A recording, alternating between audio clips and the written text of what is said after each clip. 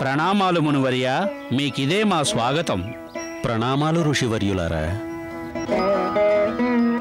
ఆసీనులు కండి.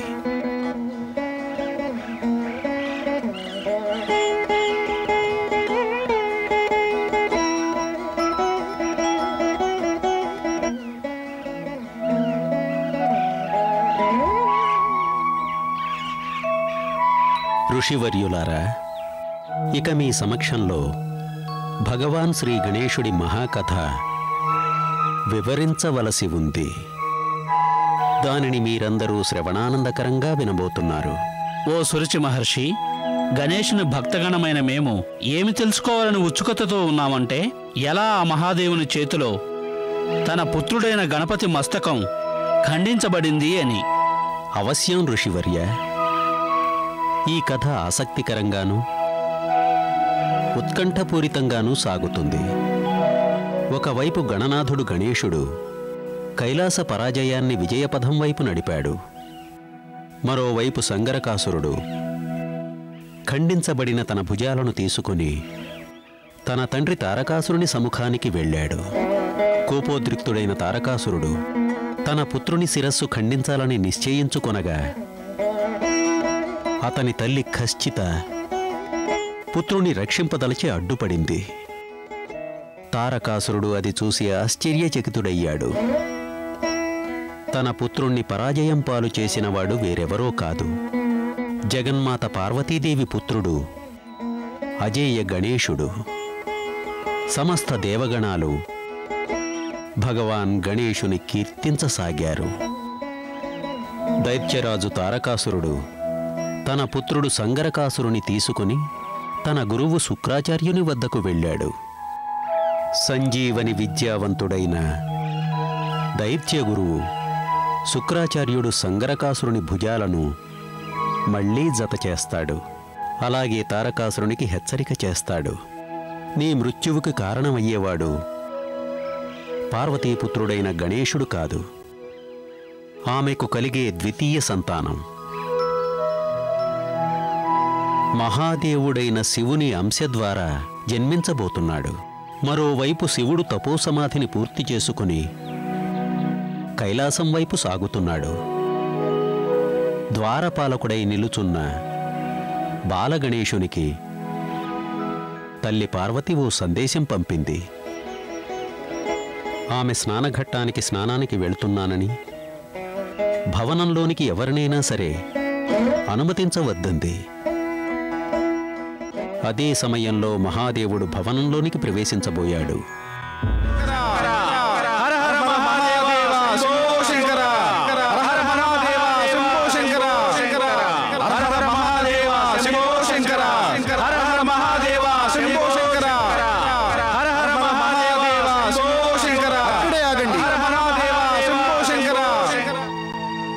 ఈ సమయంలో భవనంలోనికి ప్రవేశించడానికి ఎవరికి అనుమతినివ్వం. నీవెవరు బాలక? మేము ఈ భవన ద్వారపాలకులం, ఈ భవన రక్షకులం.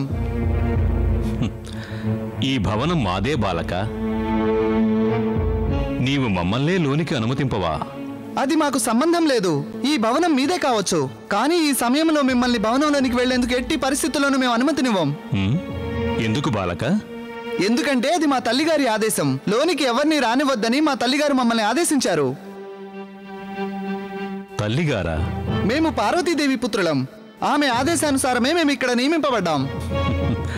పార్వతీదేవి పుత్రుడివా? ఆ పార్వతీదేవి పుత్రుడినే చెప్తున్నాను. ఈ భవనంలోనికి ప్రవేశించే అనుమతిని మేము మీకు ఇవ్వలేము. మేము చెబుతున్నది అర్థం చేసుకో బాలక. మేము ఏమీ వినదలుచుకోలేదు. మేము భవనంలోకి వెళ్ళటం అత్యంత ఆవశ్యకం. అనుమతించం. మా తల్లిగారు స్నానఘట్టంలో ఉన్నారు. మీరు ఇంతసేపు ద్వారం వద్ద నిలబడటం కూడా సబబు కాదు. మేము చాలా దూరం నుంచి వచ్చాం బాలక. మా భవనంలో విశ్రాంతి కోసం వచ్చాం. ద్వారం ముందు నిలబడలేం. దయచేసి భవనంలోనికి వెళ్లే ప్రయత్నం చేయకండి. మేమిక్కడ ద్వారపాలకునిగా ఉండగా మీకు భవనంలోనికి ప్రవేశించే అనుమతి లభించదు. కుదరదు. వెళ్ళిపోండి. ఏమిటి నీ అసందర్భ ప్రేలాపన బాలక? నీ వంటి బాలకునికి ఇది ఉచితం కాదు. మేము చేస్తున్నది ఉచితమేనని మాకు తెలుసు. మీరు ఇక్కడి నుంచి వెళ్ళిపోవడం చాలా మంచిది. మా భవన ప్రవేశాన్ని నీవు అడ్డుకోలేవు బాలక. మా మార్గానికి అడ్డులే.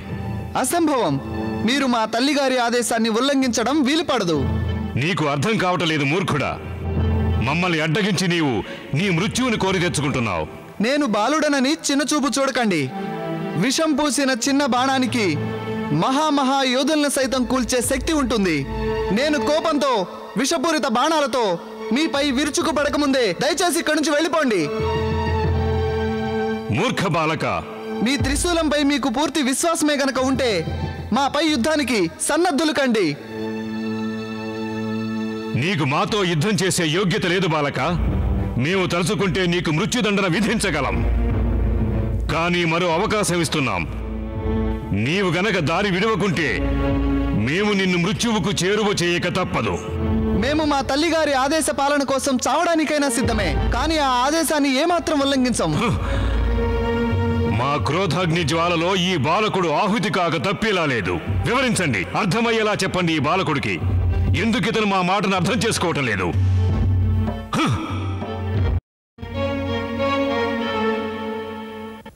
అక్కడే ఆగిపోండి. లోనికి వెళ్లేందుకు ప్రయత్నించారో జరిగే పరిణామం ఊహించలేరు. ఒరే మూర్ఖ బాలక, మతి లేకుండా మాట్లాడకు. నువ్వు ఇంకా పసిబాలుడివి. పిల్లలు పెద్దల మాటకు వ్యతిరేకించడం సముచితం కాదు. నువ్వు ఉచితాలు తెలిసిన వాడివైతే ద్వారం నుండి తొలగిపో. మీరు గనక ప్రాణాలతో మిగిలుండాలి అనుకుంటే వెళ్ళిపోండి ఇక్కడి నుంచి. మీరు అనుచితంగా నన్ను ఈ ద్వారం నుంచి వెళ్ళగొట్టాలని చూస్తున్నారు. మేం దేవాది దేవుడు మహాదేవుని సేవకులం. మేము మాతా పార్వతీదేవి పుత్రులం. ఆమె ఆజ్ఞానుసారమే మేము ఇక్కడున్నాం. మా ఆజ్ఞను పాటించడంలోనే మీ శ్రేయస్సు ఉంది. అందువల్ల ఇక్కడి నుంచి వెళ్ళిపోండి. నువ్వు వట్టి మూర్ఖుల్లా ఉన్నావు. మా భవన ద్వారం ముందు నిలబడి మమ్మల్ని ఎదిరిస్తున్నావు. నీకు తెలియదా ఈ భవనం దేవాతి దేవుడు శంకరునిదని? వారు నిన్ను ద్వారం నుంచి వెళ్ళగొట్టమని ఆజ్ఞాపించారు. ఇదే మా అంతిమ హెచ్చరిక బాలక. ద్వారం నుండి అడ్డు తొలగు. మేము ఇంతవరకు నిన్ను పసిబాలకుడుగా భావించి నీ పట్ల కఠోరంగా వ్యవహరించలేదు. మా మాట వినకపోతే మేము నీపై దాడి జరపక తప్పదు. నీ మాటలు అదుపు చేయి సేవక. ముందు అధికార పురుషులతో గౌరవప్రదంగా మాట్లాడడం నేర్చుకో. నీవు అధికునివని భావిస్తే ఈ పార్వతీసుతుడు గణేశుని ప్రతాపం రుచి చూడక తప్పదు. వారి అనుమతితోనే మేమిక్కడ ద్వారపాలకునిగా నియుక్తులమయ్యాం. మాతా పార్వతీదేవి ఆజ్ఞ లేకుండా మేము ఎవరిని లోనికి వెళ్లేందుకు ఏ విధంగానూ అనుమతినివ్వం. అయితే ఇప్పుడే మేము నిన్ను మా స్వామి ఆదేశానుసారం గెంటక తప్పదు. మీరు మీ స్వామి ఆదేశానుసారం నన్ను ద్వారం నుంచి తొలగించడానికి వచ్చినట్లయితే నేను మా తల్లి తదుపరి ఆదేశం వచ్చేంత వరకు ఎవరిని ఈ భవనంలోనికి పంపేందుకు అనుమతినివ్వను. మీలో లోనికి ప్రవేశించే శక్తిమంతుడు ఎవరైనా ఉంటే ముందుకు రండి. ఖచ్చితంగా ఇతను సాధారణ బాలకుడు కాదు. ఈ బాలకుడి సాహసం అద్భుతంగా ఉంది. మహాశస్త్రధారులైన శివగణాల సమక్షంలో వారితో యుద్ధానికి ఎలా కాలు దువ్వుతున్నాడు. ఇప్పుడు నాకు అర్థమైంది అగ్నిదేవా. ఈ బాలకుడు తప్పక సంగరకాసుని మదం అణిచి ఉంటాడు. ఇదే మా అంతిమ హెచ్చరిక బాలక. ద్వారం నుండి అడ్డు తొలగు. లేకుంటే అకారణంగా మృత్యువాత పడక తప్పదు. మేమా పరమశివుని ఆజ్ఞను పాలింపక తప్పదు. ఒకవేళ నీవు అడ్డు గనక తొలక్కుంటే మరణించడానికి సిద్ధంగా ఉండు. మీరు మీ స్వామి శివుని ఆజ్ఞను పాటించడం అనివార్యమని ఎలా భావిస్తున్నారో నేను అలా మా తల్లిగారి ఆజ్ఞను పాటించాలి. ఈ రోజు నా శక్తి సామర్థ్యాలు ఆ మహాశివుడు అతని దేవగణాలు స్వయంగా రుచి చూడక తప్పదు. ఈ బాలగణేశుడికి బలవంతులైన శివగణాలకు యుద్ధం తప్పేలా లేదు. పరిణామం ఏదైనా ఈ యుద్ధం చరిత్రలో ఎప్పటికీ నిలిచిపోతుంది వర్ణదేవా. ఒక శక్తిశాలి అయిన సేన ఒక శక్తిమంతుడైన బాలకునితో చారిత్రాత్మక యుద్ధం జరగడంలో ఆశ్చర్యమేమున్నది?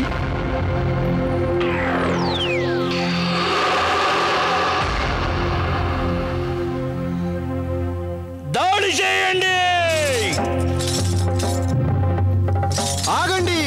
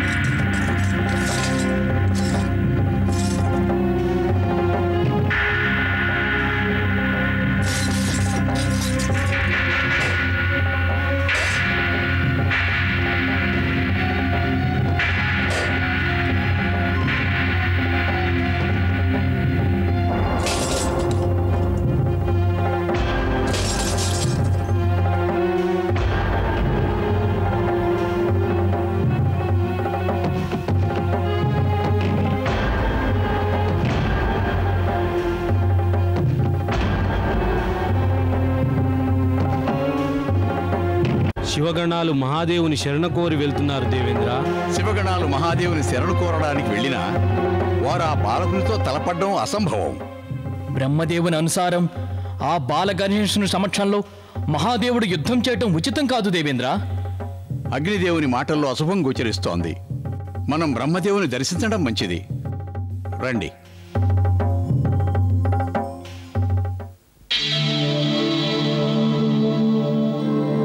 బ్రహ్మదేవా, బ్రహ్మదేవా.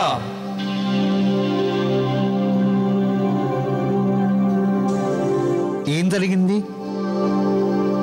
దేవతల ముఖాన ఏదో కలవరం కనబడుతోంది. ఏదైనా అనుచిత సంఘటన జరిగిందా? అనుచిత సంఘటనే బ్రహ్మదేవ. కైలాసంలో ధర్మయుద్ధం ఆసన్నం కాబోతోంది. ధర్మయుద్ధమా? ఒక మహాయుద్ధ దృశ్యాన్ని మేం మా కన్నులతో చూసి వస్తున్నాం బ్రహ్మదేవా. ఏ మహాయుద్ధం గురించి మీరు చెబుతున్నారు? సమస్త దేవగణాలము బాలగణేశుడు శివగణాల మధ్య జరుగుతున్న ఘోర యుద్ధాన్ని చూసి వచ్చాము. బాలగణేశుడు ఒంటరిగా శివగణాలను తుడుముట్టించాడు బ్రహ్మదేవా. శివగణాలు పాయమాం పాయమాం అంటూ మహాదేవుని శరణు కోరుతూ పరుగులు తీస్తున్నారు బ్రహ్మదేవా. బాలగణేశునికి శివగణాలతో యుద్ధమా? అదెలా సంభవించింది? ఈ యుద్ధానికి కారణం మహాదేవుడే బ్రహ్మదేవా, మహాదేవుడే. మహాదేవుడా? మహాదేవుడు తన తపోదీక్షను విరమించుకొని తన భవనం వైపు వస్తుండగా ద్వారపాలకునిగా భవనం ముందు నిలుచున్న బాలగణేశుడు వారిని భవనంలోనికి వెళ్ళుటకు అనుమతించలేదు. ఏమిటి? ఈ విషయం అశుభంగాక మరేమిటి? మహాదేవుడు గణేశునిపై దండెత్తటం సంకటస్థితే అవుతుంది. సంకట స్థితి అవుతుందా? అవును.